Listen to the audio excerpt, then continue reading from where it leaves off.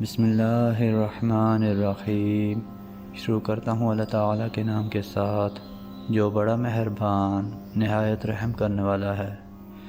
سیدنا انس بن مالک رضی اللہ عنہ نے کہا کہ رسول اللہ صلی اللہ علیہ وآلہ وسلم ایک عورت کے پاس سے گزرے اور وہ اپنے لڑکے پر رو رہی تھی، تو آپ صلی اللہ علیہ وآلہ وسلم نے فرمایا، اللہ سے ڈر اور صبر کر۔ اس نے کہا، تم کو میری سی مصیبت نہیں پہنچی۔ پھر جب آپ صلی اللہ علیہ وآلہ وسلم چلے گئے تو لوگوں نے کہا، وہ تو اللہ کے رسول صلی اللہ علیہ وآلہ وسلم تھے۔ تو اس کو ایسا برا معلوم ہوا کہ گویا موت ہو گئی، یعنی آپ کو جواب دینا برا معلوم ہوا، اور وہ آپ صلی اللہ علیہ وآلہ وسلم کے دروازے پر آئی اور وہاں کوئی چوکیدار نہ پایا، یعنی جیسے دنیا داروں کے دروازے پر ہوتا ہے، اور عرض کیا، یا رسول اللہ، میں نے آپ کو پہچانا نہیں۔ آپ صلی اللہ علیہ وآلہ وسلم نے فرمایا، صبر تو وہی ہے جو صدمے کے شروع میں ہو۔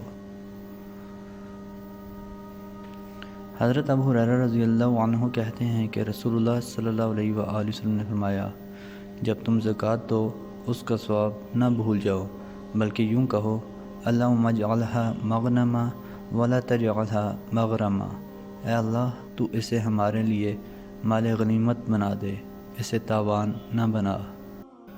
ام المؤمنین عائشہ رضی اللہ عنہا کہتی ہیں کہ میں نے رسول اللہ صلی اللہ علیہ وآلہ وسلم کو فرماتے سنا، کسی بھی مال پر اس وقت تک زکوٰۃ نہیں ہے جب تک کہ اس مال پر سال نہ گزر جائے۔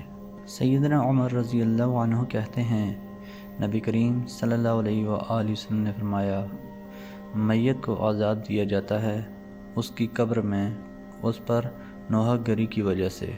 حضرت ابو مالک اشعری نے روایت کی کہ نبی کریم صلی اللہ علیہ وآلہ وسلم نے فرمایا، میری امت میں جاہلیت یعنی زمانہ کفر کی 4 چیزیں ہیں کہ لوگ ان کو نہ چھوڑیں گے۔ ایک، اپنے حسب پر فخر کرنا، دوسرے کے نسب پر طعن کرنا، تیسرے تاروں سے پانی کی امید رکھنا، اور چوتھے بین کر کے رونا۔ اور فرمایا، بین کرنے والی اگر توبہ نہ کرے اپنے مرنے سے پہلے تو جب قیامت ہوگی اس پر گندھک کا پیرہن اور کھجلی کی اوڑھنی ہوگی۔ محترم دوستو، اللہ تعالیٰ سے دعا ہے اللہ تعالیٰ ہمیں ان حدیث پر عمل کرنے کی توفیق عطا فرمائیں، اللہ تعالیٰ ہمیں دونوں جہانوں میں کامیابیاں عطا فرمائیں، آمین یا رب العالمین۔ ویڈیو کو ثواب کی نیت سے زیادہ شیئر کریں۔ جزاکم اللہ خیرا کثیرا، والسلام علیکم ورحمۃ اللہ وبرکاتہ۔